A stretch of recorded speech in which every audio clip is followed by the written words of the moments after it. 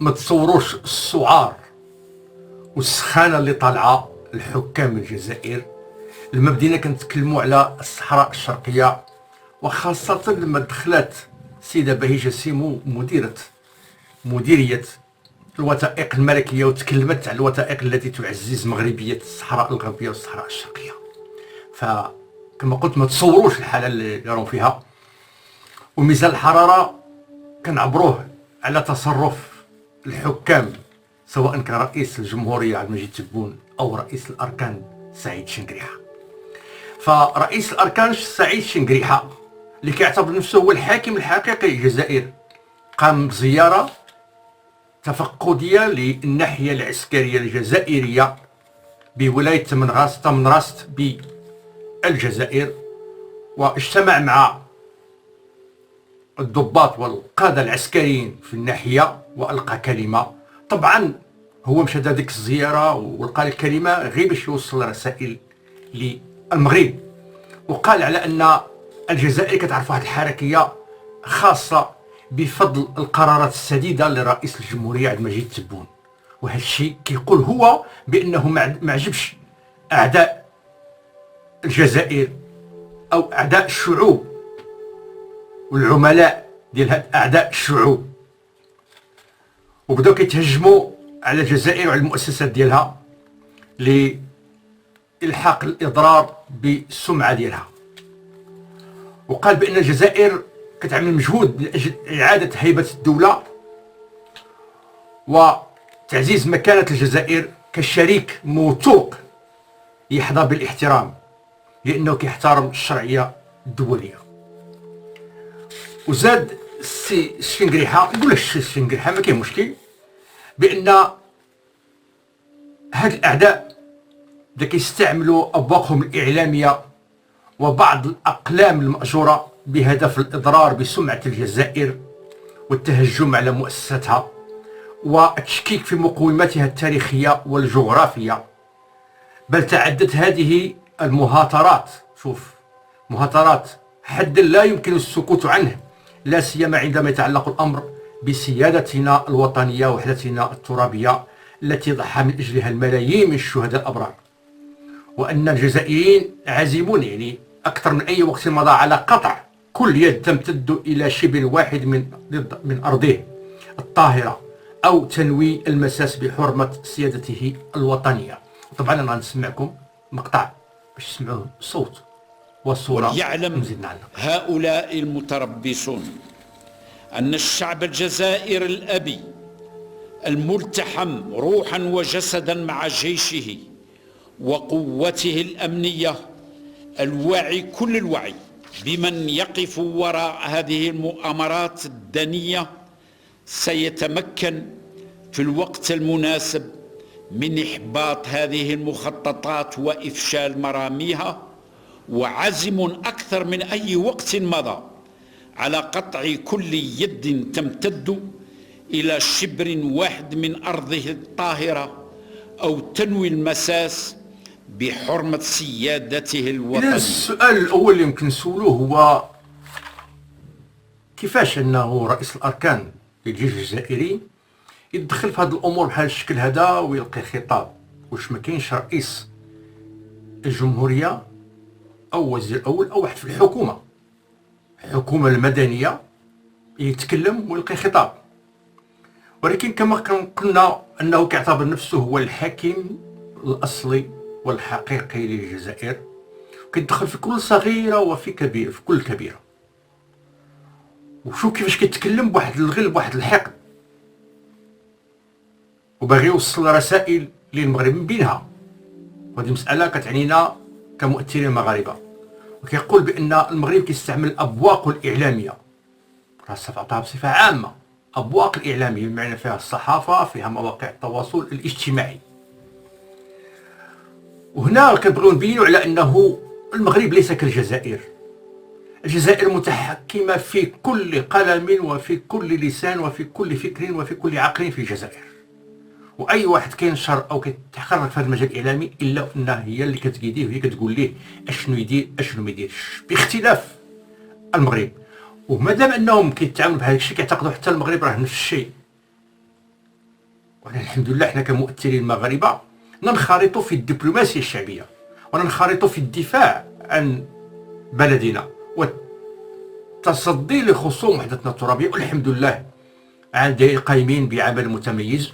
وكلام شنقريحة يدل على أننا أوجعناهم، وهذا لن يزيدنا إلا إصرار، لأنه المسألة اللي خصها دائما كنذكروا على أن الجزائر أو النظام الجزائري كيستعمل الإعلام من أجل تدجين الشعب الجزائري، من أجل مغالطات الشعوب الحرة، من أجل تلفيق التهم والأكاذيب للمغرب، من أجل الإساءة إلى المغرب.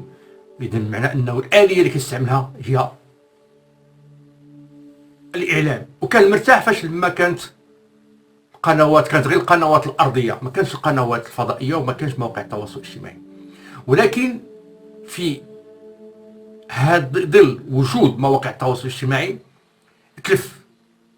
وتلفات ليه الجرة وكيمشي هاك وكيمشي هاك، وكيعتقد بأنه راه ممكن يسيطر على الميدان باش أنه هو كيشري الدمم في مواقع إعلامية ومواقع صحفية أو منصات صحفية أو مجلات أو جرائد خارج الوطن. ثانيا يدجن الأقلام الإعلامية الجزائرية ويرسل ويجند ذباب إلكتروني على الأنواع، وكيصرف أموال كثيرة، وكيحاول ما أمكن أنه يجند مثلا القوة التقنية اللي عندهم باش يضربوا القنوات ديالنا، لأن كيعرفوا بأنه هذا السلاح فتاك وغادي ينهزموا فيه أمام المغاربة كما انهزموا في واحد كثير من الواجهات. وحنا مستمرين، والحمد لله مؤخرا عززنا هذه الاستمرارية ديالنا بتأسيس رابطة المؤثرين المغاربة للدفاع عن الوطن، والحمد لله أن الرابطة كتلقى واحد الصدى طيب ودعم من مجموعة كبيرة من المؤثرين الذين يتزايدون وينضمون إلى هذه الرابطة من أجل تعزيز هذا الصف، ومن أجل التكامل والاستفادة من خبرات بعضنا البعض، ومن أجل كذلك تقوية الصفوف والتأطير المناسب من أجل مواجهة خصوم وحدتنا الترابية. إذن بالنسبة لنا كنعرفوا على أنه النظام الجزائري متخوف جدا ومنهار أمام قوة الحركة الإعلامية التي يعرفها المغرب. كنقول الحركة الإعلامية فيها الصحف، صحف مواقع الإلكترونية أو المجلات أو الإذاعات أو التلفزات أو من ضمنها كذلك مواقع التواصل الاجتماعي اللي يمكن ندرجوا في الإعلام بصفة عامة. وهذا مواقع التواصل الاجتماعي هي دبلوماسية شعبية، وهي حركة شعبية منخرطة في الدفاع عن الوطن، المقومات ديالو والثوابت ديالو، وكتستعمل أساليب اللي ما كيوصلهاش الإعلام الرسمي أو الإعلام الخاص أو القنوات الأخرى أو الوسائل الإعلامية الأخرى. فاحنا كنهضروا بشكل شعبي وناشطين أكثر، بمعنى أننا نعتمد سياسات القرب أكثر، وهذا هو اللي خلى أن النظام الجزائري مفعفع ومقفقف ومتفتف وإلى غير ذلك. إذن هنا بالنسبة لشنقريحة فشل مرة أخرى، وكيحاول أنه يلقى شي أسلوب، وهذه ماشي مهاترات، ولكن عندنا حنا الحقيقة. وانتم اللي عندكم مهاترات، وانتم اللي عندكم الخرطي في الخرطي. أما بالنسبة للوحدة الترابية الجزائر، حنا كنعرفوا وحدة الترابية الجزائر، ومن هي هذه الجزائر؟ شكون اللي وضع الحدود ديال هذه الجزائر اللي كاينه اليوم؟ راه فرنسا هي اللي وضعتها، وراه قلناها لكم شحال من مرة وجبنا لكم الأدلة بأنه هذيك الصحراء الشرقية هي صحراء شرقية مغربية، وأن في 1963 زار المغفور له الحسن الثاني الجزائر وقدم وثائق للرئيس الجزائري بن بلة آنذاك، الوثائق التي تثبت مغربية الصحراء الشرقية.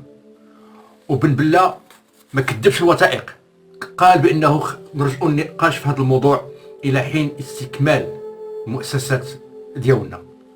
وبالمناسبه جاب واحد 23 سياره للوزراء، وجاب كذلك اسلحه اللي مع الاسف استعملتها الجزائر ضد المغرب في حرب الرمال، ضرب نيه خبزي.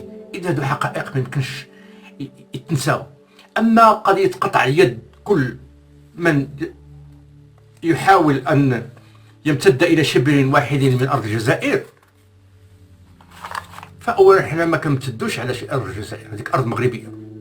ثانيا كتعتقدوا انكم قادرين انكم تواجهوا المغرب عسكريا، فاخشى ما اخشاه واخشى عليكم واشفق عليكم انه سيناريو حرب الرمال يرجع، ومقاله يرجع ويقدر تعتقل فيها سعيد شنقيع.